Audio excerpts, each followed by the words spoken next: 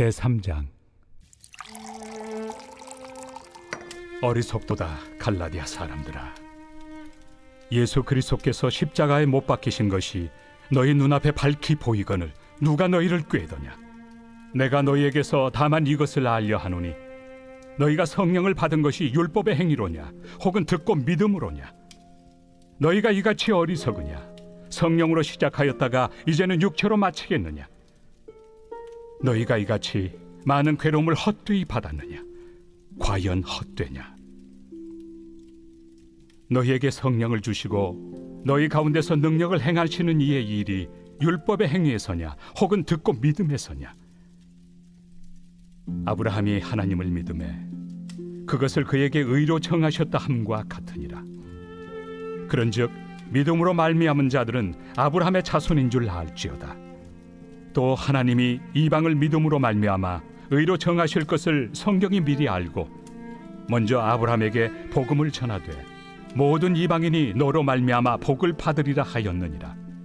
그러므로 믿음으로 말미암은 자는 믿음이 있는 아브라함과 함께 복을 받느니라. 아브라함을 부르신 진짜 이유라고 하는 제목으로 오늘 10월 22일 오늘 아침 큐티 말씀 함께 나누도록 하겠습니다. 우리가 계속해서 갈라디아서의 말씀을 가지고 함께 묵상하는 가운데 굉장히 중요한 두 가지 어떤 개념들이 상반되어져 가면서 궁극적으로 사도 바울이 갈라디아 교회 성도들에게 전하고자 하는 그 메시지를 쭉 전하게 되는데, 예를 들면 이런 개념입니다. 내가 무엇인가를 말할 때 이것이 A다 라고 하는 것을 계속해서 강조하다 보면 그것이 맞는 말인데도 불구하고 그것이 굉장히 쉽게 다가오지 않고 또 그것이 정말 그런 거구나 라고 하는 어떤 그런 이 중심을 잡는 것이 때로는 어려울 때가 있습니다. 그래서 오히려 A라는 것이 정말 중요하고 진리다라는 것을 말하기 위해서 A가 아닌 다른 것, 그래서 진리가 아닌 거짓된 것을 끊임없이 이야기를 하다가 결국은 A라는 것이 진리다라고 하는 쪽으로 결론이 귀결되게 어떤 이 대화를 이끌거나 아니면 어떤 글을 쓰는 어떤 방법들이 있는 것이죠. 오늘 사도 바울이 그러한 맥락 속에서 내가 전한 복음, 그러니까 그리스도 예수로 인하여 계시를 받아 나에게 주어져서 나를 변화시키고 그리고 정말로 십자가가 나의 인생의 가장 중요한 믿음의 고백임을 사도 바울로 하여금 고백하게 했던 그 진리를 설명하기 위해서 또 한 가지의 어떤 다른 개념을 이야기하는데 그것이 바로 다른 복음이라고 하는 내용이었습니다. 자, 오늘 본문에는 그와 같은 이 구조를 가지고 다시 한번 사도 바울이 갈라디아 교회 성도들에게 말해주고 있는데 그것이 뭐냐면 바로 이 율법의 행위와 믿음의 행위라는 겁니다. 그러니까 이 율법과 믿음, 사실 이것이 상반되는 개념인 것처럼 보이지만 굉장히 상호 보완적인 관계를 가지고 있는 중요한 개념이기도 하죠.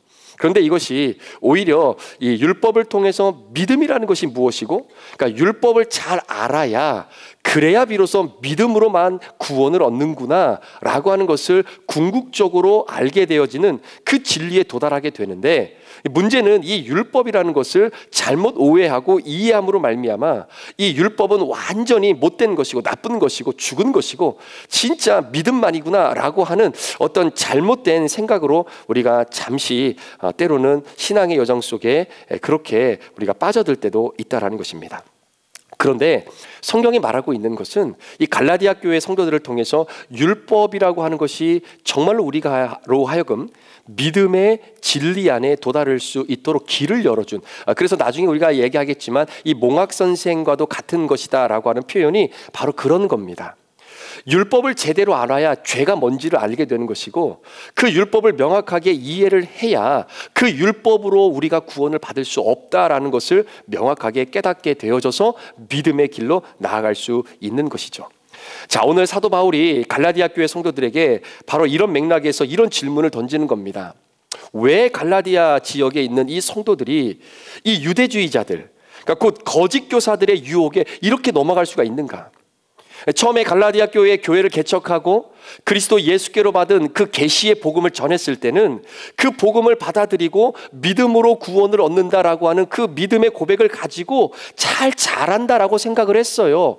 그래서 사도 바울은 그 지역을 이제는 떠나서 또 다른 지역에서 복음을 전하고 있다가, 내가 예전에 정말로 배아파난 영적인 이 자녀들, 이 갈라디아 교회 성도들이 과연 그 믿음을 잘 가지고 오늘도 믿음의 여정을 걸어가고 있는가 한번 알아보니까, 그 믿음으로 받았던 구원이 이제는 다른 거짓 교사들, 거짓 유대 지도자들, 그런 거짓 유대인들에 의해서 그 믿음이 완전히 희석되어지고 완전히 율법적인 그러한 모습으로 전환되어져 가고 있다는 소식을 듣게 된 겁니다. 그래서 이 갈라디아서를 다시 쓰게 된 것이죠. 처음 사도 바울이 복음을 전했을 때 그 복음을 듣고 그 복음을 믿음으로 말미암아 성령 하나님을 만났어요. 왜냐하면 그때는 성령 하나님께서 허락해 주시는 그 은혜로 말미암아, 믿음으로 말미암아 복음이 들려졌던 때가 있었다라는 겁니다. 그래서 그 성령 하나님으로 하여금 강력히 붙잡힌 바 되어져 살아갔던 바로 이 갈라디아 교회 성도들이, 아니 어떻게 이렇게 유대의 지도자들과 유대 거짓 교사들에게 이렇게 미혹될 수가 있는가? 가만히 생각해 보니까 이 갈라디아 교회 성도들이 가지고 있었던 이 본성 때문에 그렇다라는 거예요. 역설적으로 말하면 그 이유는 갈라디아 교회 성도들이 하나님을 너무나 사랑하고 너무나 하나님을 경외했기 때문이다라는 겁니다. 그러면 더 믿음을 붙잡고 더 성령 하나님의 은혜로 붙들린 바 되어져서 그 믿음을 온전히 열매로 나타낼 수 있도록 구원의 여정을 걸어가야 되는 게 맞는데, 하나님을 너무나 사랑하다 보니까, 하나님을 너무나 경외하다 보니까 이 열정이 이 곁길로 가버리게 된 것이죠. 여러분, 이것이 갈라디아 교회 성도들의 연약한 모습뿐만 아니라 그게 우리들의 모습이기도 합니다. 하나님을 너무나 사랑하고 하나님을 너무나 경외한다라고 하는 그 이유로 인해서 하나님이 우리에게 주신 그 순수한 믿음의 본질을 우리가 희석시키면서 오히려 곁길로 신앙의 여정을 걸어갈 때가 있다라는 것이죠. 그러니까 예를 들면 이런 겁니다. 갈라디아 교회 성도들은 이방인들이었어요. 그러니까 이들은 이방인 출신들입니다. 태어날 때부터 이방인으로 태어난 사람들입니다. 그런데 그런 이방인들에게 갑자기 이방인의 사도로 부름받았다라고 하는 사도 바울이라고 하는 사람이 나타나서, 너희들에게도 구원의 메시지가 있다, 너희들도 영원히 살 수 있다, 너희들도 정말로 구원의 기쁨을 누릴 수 있다라고 말하면서 믿음이라는 것을 소개해 주는 겁니다. 그런데 그 믿음이라는 것이 다른 것이 아니라 예수 그리스도를 믿으면 된다라는 거예요. 내가 무엇인가를 해서 예수 그리스도를 알게 되어지는 구원에 이르는 것이 아니라 그냥 믿으면 된다라는 거예요. 그래서 그 믿음을 받아들였습니다. 자, 그런데 문제는 그 믿음을 받아들인 갈라디아 교회 성도들이 이 믿음만 가지고는 하나님을 사랑하는 나의 열정이 채워지지 않는다라고 느끼는 겁니다. 사도 바울이 전해준 그 믿음이라고 하는 것, 내가 믿어진다라고 하는 이유 때문에 하나님이 주신 그 구원을 받기에는 너무나 마음이 부족하다라는 생각이 든 거예요. 그것 가지고는 내가 지금 하나님을 사랑하는 그 사랑이 안 채워지는 겁니다. 그러니까 하나님을 너무나 사랑한 나머지 믿음뿐만 아니라 그래도 유대인들이 말하고 있는 이 할례, 내가 그래도 구원받았다라고 하는 내 몸의 표시는 뭔가 가지고 있어야 되지 않겠는가? 뿐만 아니라, 야, 어떻게 내가 미안하게 이 믿음만 갖고 내가 어떻게 구원을 얻겠어? 할례뿐만 아니라 율법도 준수해야 되는 것이, 그래야 내가 하나님을 더 사랑하는 것을 표현할 수 있고 그 사랑의 어떤 이 모자란 부분을 내가 율법 준수를 통해서 채워낼 수 있는 것 아니겠는가? 그래야 하나님을 내가 사랑한다고 어디 가서 말이라도 할 수 있겠지. 이런 마음이 너무나 강력하게 된 겁니다. 그러니까 그렇게 생각할 수밖에 없었던 또 이유가 있어요. 왜냐하면 당시 이 그레코 로만 시대라고 하죠. 그리스 로마 시대에 굉장히 사람들에게 팽배하게 펼쳐져 있었던 것이 뭐냐면, 이 다신교 체제 안에서 익숙해져 있었던 사람들의 신앙 체계 때문에 그렇습니다. 그러니까 예를 들면 이런 거예요. 우리나라도 한국에 무속신앙이 있지 않습니까? 예전에 기독교가 들어오기 전에 우리가 막 사극이나 이런 걸 보면 얼마나 정성스럽게 자신이 가지고 있는 그 소원을 이 신이라고 하는 존재에 빌기 위해서 얼마나 정성을 다 쏟고 있습니까? 당시 그레코 로만 시대에 그렇게 수없이 펼쳐져 있는 많은 신들, 그 신들 속에서 어떻게 하면 저 신이, 이 수많은 신들이 그 중에 나를 기억할 수 있을까라고 하는 이 생각 속에 그 신들에게 내가 잘 보이기 위해서 내가 해야 하는 여러 가지 정성된 준비들, 마치 한국의 무속신앙보다 훨씬 더하면 더했지 덜하지 않을 정도로 굉장한 열심들이 있었던 시대입니다.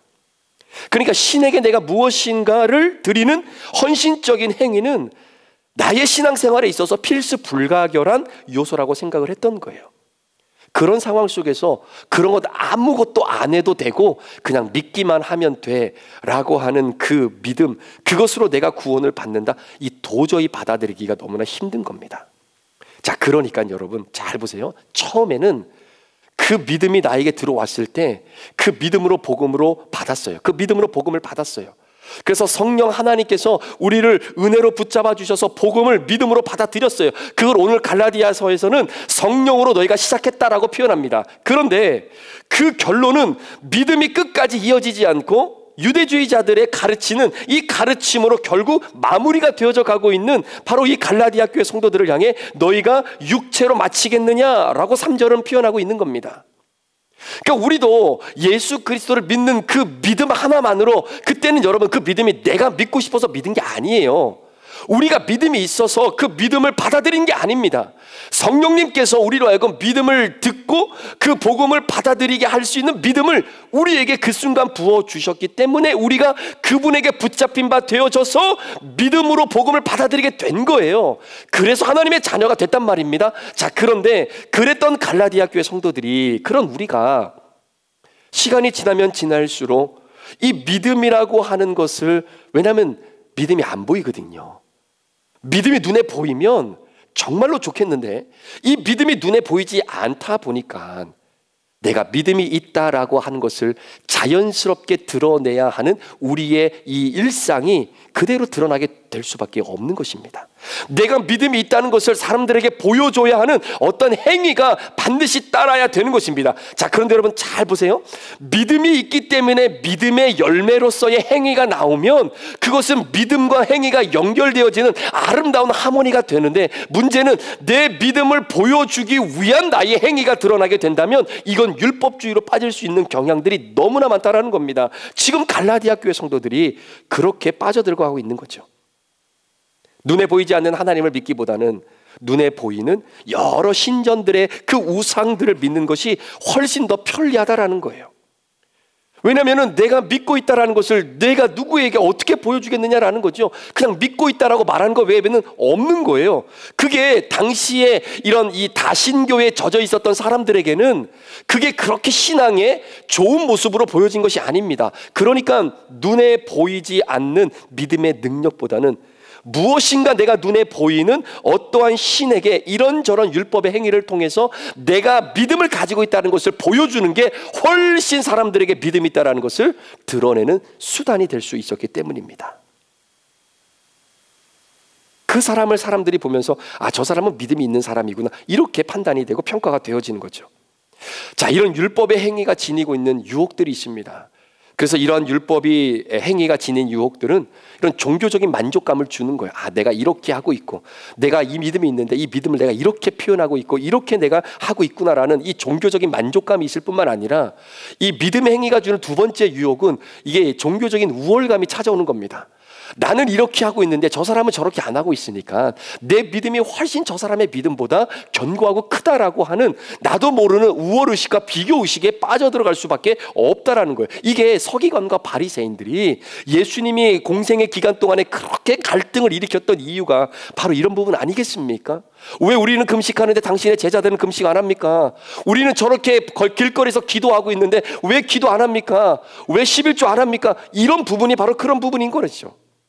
여러분, 율법의 행위가 가지고 있는 유혹 중에 가장 큰 것이 무엇이냐면 율법이 아닌 것도 율법으로 만들어버리는 힘이 있어요. 그 대표적인 것이 여러분 믿음입니다. 믿음도 율법으로 만들어버릴 수 있어요. 나는 이런 믿음을 갖고 있고 이만큼 믿음이 있는데 왜 저 사람은 저렇게 오랫동안 교회를 다녀도 왜 믿음이 없냐?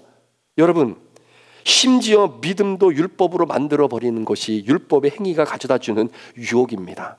이 유혹이 우리 주변에 얼마나 많이 도사리고 있는지 몰라요. 그래서 여러분, 우리가 매일매일 큐티하지만 이 큐티도 다른 이유로 해서는 안 되는 겁니다. 이 큐티가 내가 저 사람은 안 하는데 나는 하고 있으니까 내 믿음이 저 사람보다 훨씬 더 좋다라고 하는 이러한 상식적인 마음을 가지고 큐티를 하면 그거 얼마 못 가요, 여러분. 며칠 못 가서 그냥 무너지고 맙니다. 내가 이거를 해야만이 내가 하나님 앞에 이쁨 받는다라고 하는 율법의 한 행위로 큐티를 하면요, 여러분 일주일도 못 가요. 힘듭니다. 안 돼요. 그러나 이것이 내가 가지고 있는 하나님을 향한 내 믿음의 고백이라고 하는 이 차원에서 하나님과의 만남을 생각하며 주님 앞에 나아가는 나의 고백이 되어야 이게 계속해서 진행될 수 있다라는 거예요. 이게 율법의 행위라는 겁니다.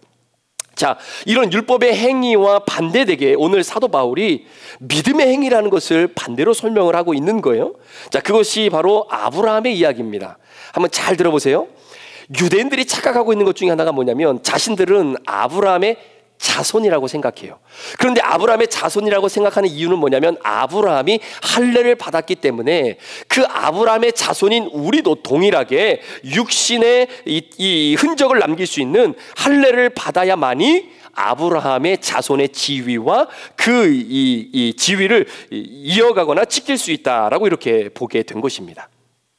자, 그런데 아브라함이 할례를 받아서 구원을 받은 것이 아니다라는 것을 사도 바울이 궁극적으로 말하고 싶은 건데, 자, 그럼 아브라함이 할례를 받은 시기가 언제 할례를 받았느냐라는 거예요.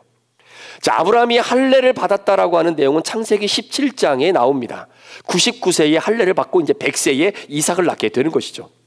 자, 그러니까 아브라함이 할례를 받아서 구원을 얻었다라고 주장하는 유대인들은 그래서 우리가 아브라함의 자손이니까 우리도 할례를 통해서만이 구원을 얻을 수 있다, 율법을 지켜야만이 구원을 얻을 수 있다, 이렇게 믿고 그리고 갈라디아 교회 성도들을 그렇게 유혹하고 있는 겁니다. 자, 그러니까 아브라함이 말하고자 하는 것이 뭐냐면, 그래, 너희들이 말하는 아브라함이 조상이라고 한다면 그 조상이 율법으로 구원을 받았다라고 하는 그 기준 이전에, 율법이 주어지기 이전에 어떠한 사람이 율법이 아닌 만약에 믿음으로 말미암아 구원을 받았다라고 하는 그 자료와 그 흔적이, 그 증거가 있다면 아브라함이 율법으로 구원받았던 이전에 믿음으로 구원을 받았던 것이 있다면 율법으로 구원을 받는 것이 아니라 믿음으로 구원받는 것이 맞지 않겠느냐, 바로 이 논리예요. 자, 그래서 아브라함이 오늘 본문 6절 말씀에 아브라함이 하나님을 믿음에 그것을 그에게 의로 정하셨다, 이런 기록이 나옵니다. 자, 아브라함이 하나님 앞에 의롭다라고 인정받는, 여러분 아시는 것처럼 아브라함이 하나님 앞에 이 하늘의 무별과 바다의 모래알과 같이 하나님이 네 자손을 많게 해주겠다, 그러면서 그 하나님을 믿었어요. 그게 창세기 15장입니다. 그러니까 창세기 17장에 할례를 받기 이전에 창세기 15장에 이미 아브라함은 할례를 받기 이전에 하나님을 믿는 믿음으로 하나님이 그를 의롭다라고 여겨줬던 그의 사건들이 있었다라는 거죠. 자, 율법이라는 것도 여러분 아브라함 시대에는 율법이 없었어요. 모세 시대가 되고 나서야 시내산에서 진짜 율법이 주어지고 그때부터 율법과 그리고 이스라엘 백성들이 언약으로 맺어진 그 인생을 살아가는 겁니다. 그 이전에는 율법이라는 것이 존재하지 않았단 말입니다. 자, 그렇기 때문에 율법으로 구원받았다라고 말하는 것이 지금 사도 바울은 유대 그리스도인들이 주장하는 것이 잘못됐다라는 이야기입니다. 율법이 존재하기 전에, 할례라고 하는 것이 존재하기 전에, 그 이전에 이미 아브라함이라고 하는 사람은 구원받은, 의롭다라고 인정을 받은 사람인데 그게 무엇으로 인정을 받았느냐? 믿음으로 인정을 받았다라는 거예요. 믿음으로 하나님이 그를 의롭다라고 여겨주셨다라는 겁니다. 자, 결론은 성경에서 말하는 믿음은 100% 여러분 구원과 연결되어지는 믿음입니다. 다른 믿음이 아니에요. 내가 오늘도 이 약을 먹으면 건강해지겠지라고 하는 것도 믿음입니다. 내가 오늘도 예배를 마치고 직장으로 나가는데 아무 문제가 없겠지라고 믿고 가는 것도 믿음이에요. 그런데 성경이 말하는 믿음은 그런 믿음이 아니라 100% 구원과 연결되어지는 믿음을 이야기하는 겁니다. 그러니까 성경에 보면요, 12년 동안 혈루증을 앓았던 여인이 내 몸의 혈루의 근원을 끊어달라고 간절하게 기도하고 애원하고 주님께 붙잡고 나아갔을 때 우리 예수님이 뭐라고 말합니까? 네 믿음이 너를 구원했다라는 거예요. 그 믿음은 우리의 구원과 연결되는 겁니다. 그러니까 예수님께서 병자들을 치유하시고 중풍병자나 뭐 이런 병자들을 치료하실 때마다 주님이 하셨던 말씀이 내 믿음이 너를 구원하였느니라. 내 믿음이 너를 구원하였느니라. 성경이 말하는 믿음은 수많은 믿음 가운데의 100% 여러분 구원과 연결이 되는 믿음인 겁니다. 믿으면 구원이 시작되고요. 믿으면 구원이 그 순간 임하는 겁니다. 그런데 오늘 많은 성도들이 이 믿음이라고 하는 것을 내가 원하는 그 무엇인가를 내 손에 붙잡고 있다라고 붙잡게 되어지는 어떤 성취의 수단이 그걸 믿음이라고 생각하는 거예요. 그러니까 여러분 우리가 볼 때요, 물론 의도는 알지만 믿음이 많냐 적냐, 믿음이 크냐 작냐, 이거를 우리가 보통 인간적으로 이야기할 때 어떠한 관점을 가지고 그렇게 이야기하냐면, 아, 저 사람은 그렇게 본인이 예를 들어서 추구하고 원하는 모든 것들을 정말로 다 손에 쥐고 있는 그런 사람이구나, 그거를 붙잡고 기도하고 그걸 달라고 했기 때문에 얻어서 믿음이 굉장히 좋은 사람이구나, 이렇게 우리가 보통 생각을 하고 이야기를 한단 말입니다. 그게 잘못된 것은 아니지만 성경에서 말하는 믿음의 본질은 그게 아닌 거예요. 믿음은 구원인 겁니다. 저 사람이 구원받은 믿음이 있으면 그게 믿음이 있는 거예요. 믿음이 있는 사람인 겁니다. 그 믿음이 끝까지 무너지지 않고 오늘 갈라디아 교회 성도들처럼 율법의 거짓 교사들에 의해서 아예 믿음 말고 그래도 내가 이 정도는 해야지, 이 정도는 하나님께 더 나아가야지, 이만큼은 헌금해야지, 여러분 순수한 믿음이 희석되어지지 않는 그 믿음이 진짜 아름다운 믿음인 거예요. 나중에 우리 주님이 보는 믿음은 그거 보시는 겁니다. 그 믿음이 있느냐 없느냐를 보시는 거죠. 자, 그게 오늘 아브라함을 통해서 이야기하고 싶은 겁니다. 아브라함이 하나님을 믿었다고 했을 때에 그 믿음이 무슨 믿음이냐라는 거예요. 아브라함이 소원하고 아브라함이 정말로 욕망이 있었고 바라는 것이 하나님을 통해서 반드시 내 눈에 이루어질 것이다라고 하는 그 이루어지는 실체에 대한 믿음이었는가? 그 믿음이 아니었다라는 거예요. 믿는 것을 통해서 내게 다가오게 될 그 실체를 믿는 것이 아니라, 자, 하나님이 말씀하셨잖아요. 하늘의 무별을 바라봐라. 셀 수 없을 만큼, 바다의 모래알을 봐라.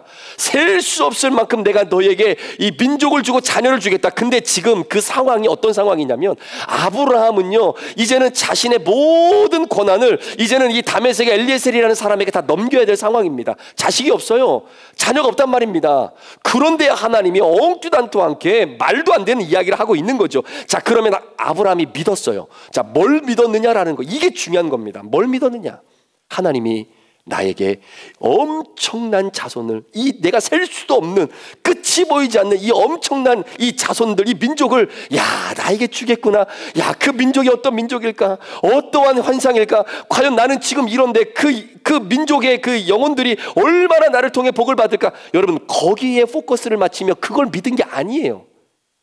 아브라함은 하나님께서 지금 나에게 약속해 주신 그 말씀을 하나님이 주셨다라는 그 자체를 믿은 겁니다. 그러니까 하나님이 주실 민족, 하나님이 주실 자녀들, 하나님이 주실 복, 여기에 초점을 맞추면서 그걸 바라보면 그렇게 되겠지, 그걸 내 손에 주세요 라고 믿으면서 한 것이 아니라, 그게 아니라 그렇게 허락해 주실 이 하나님을 믿었다라는 거예요. 그러니까 믿음의 대상이 다른 겁니다. 우리 교회에 근육맨이 한 분이 계세요. 여러분 아시는 신기루 형제님. 처음에 봤을 때는요, 정말 놀랐습니다. 그런 분을 실제로 눈으로 본 적이 없었거든요. 매스컴으로만 봤지. 그래서 너무나 궁금하니까 처음에 축구할 때 만났거든요. 그러니까 남자들이 막 이렇게 다 저 누구지? 이러면서 이제 물어보는 거예요. 어떻게 하면 이렇게 되는 거예요? 그게 뭐 하루아침에 되겠습니까? 아니, 어떻게 운동하면 뭘 먹어야 이렇게 되는지. 왜냐면 뭐 너무나 이게 다르니까. 그래서 저도 물어봤죠. 어떻게 하면 이렇게 되는 겁니까? 하루에 몇 개 정도 아령을 해야, 몇 세트를 해야 되고, 어떤 운동을 해야 되고, 어떻게 이렇게 되는 겁니까? 원래 이거 돈 주고 배워야 되는데 그냥 짧게 물어보는 거예요. 그랬더니 그 형제가 이렇게 얘기를 하는 겁니다. 그때는 이제 목사인지 잘 몰랐으니까, 그거는요, 횟수가 중요한 것이 아닙니다. 그러니까 얼마나 내가 아령을 많이 해야 되는, 이게 중요한 것이 아니라 자극이 중요하다는 거예요. 자극이. 그러니까 횟수보다 정확한 근육의 위치에 자극을 줘야 된다는 거죠. 그러니까 내가 키우고 싶은 그 근육에 그 그 근육에다만 자극을 주는 것이 이게 100개 이게 하는 것보다 훨씬 중요하다라는 이야기입니다. 그래서 헬스를 할 때 이게 뭐 아령을 들거나 뭐 무슨 뭐 기구를 할 때마다 이게 무겁잖아요. 그러니까 그거를 이 기구마다 어떤 이 근육을 키우는 어떤 특별한 이 기구들이 있잖아요. 모든 기구가 다 이 알통을 나오게 하는 게 아니거든요. 그러니까 알통을 나오게 하는 그 기구를 들 때 이 기구가 무겁습니다. 그러니까 무거운 그 기계를 들 때에 내가 키우고자 하는 그 근육에 집중적으로 자극을 줄 수 있게 운동을 해야 그게 이렇게 된다라는 거예요. 일리가 되더라고요. 그런데 만약에 여러분, 내가 알통을 키우고 싶어서 이 알통을 근육을 키우고자 하는 운동을 열심히 하는데 다른 운동을 하면서 만약에 근육을 키우고 이 알통을 키운다고 하잖아요. 그러면 여기에 자극을 주지 못하고 다른 근육에 분산돼서 자극을 주기 때문에 근육이 자라나지 않고 근육이 힘을 얻지 못한다라는 겁니다. 자, 이거를 이 헬스계에서는 뭐라고 이야기하냐면 그걸 개입이라고 이야기한다. 개입. 그러니까 다른 근육이 개입이 되면 정작 써야 되는 근육에 자극이 정확하게 도달하지 않기 때문에 아무리 횟수를 해도 효과가 없다라는 거예요. 여러분, 믿음도 마찬가지입니다. 믿음도 정확한 지점이 우리가 집중하고 힘을 줘야 그래야 믿음에 힘이 생기고 믿음이 자랄 수 있는 거예요. 자, 오늘 사도 바울이 갈라디아 교회 성도들에게 여러 가지 믿음이 있는데, 여러 가지 우리의 몸에 근육이 있는데 정말로 우리가 키워야 하는 그 근육에, 그 믿음에 집중적으로 자극을 줘야 되는데 그 믿음이 뭐냐? 하나님을 믿는 믿음이라는 거예요. 나를 의롭다라고 여겨주실 수 있는 바로 그 믿음이라는 겁니다. 내가 믿음 조금 가지고 있고 율법 준수하고 행위를 가지고 이렇게 저렇게 사역하고 여러 가지 많은 일들을 해야 이 믿음이 자라나는 믿음이 아니라 하나님을 믿는 믿음, 나를 구원하게 해주셨던 믿음, 아브라함을 의로 여겨주셨던 믿음, 그 믿음은 하나님이 약속하신 어떤 실체에 대한 것이 내 것이 될 거라고 하는 믿음이 아니라 그 모든 것들을 만드시고 주장하시고 역사하시는 그 하나님에게 집중되어지는 그 믿음, 여기에 집중해야 된다는 거예요. 여기에 포커스를 맞춰야 그 믿음에 근육이 생기고 그 믿음이 자라나야 그 믿음을 갖고 있어야 여러분 고난도 역경도 통과하는 겁니다. 근육이 자라나니까 그 믿음의 근육이 자라나기 때문이에요. 그러니까 이런 거예요. 하나님, 저에게 소망을 주십시오. 지금 내가 힘든데 하나님 정말 소망 좀 주십시오 라고 기도하는 것도 중요하지만 그러면 믿음의 근육이 분산되는 거예요. 자극을 줘야 되는 믿음은 이겁니다. 내게 소망이 필요하니 소망을 주세요가 아니라 하나님이 내 소망입니다. 이 기도가 필요하다라는 거예요. 하나님, 내가 지금 힘이 필요합니다. 정말 힘이 필요한데 힘 좀 주세요가 아니라 하나님이 내 힘이십니다. 이 믿음이 필요하다라는 거예요.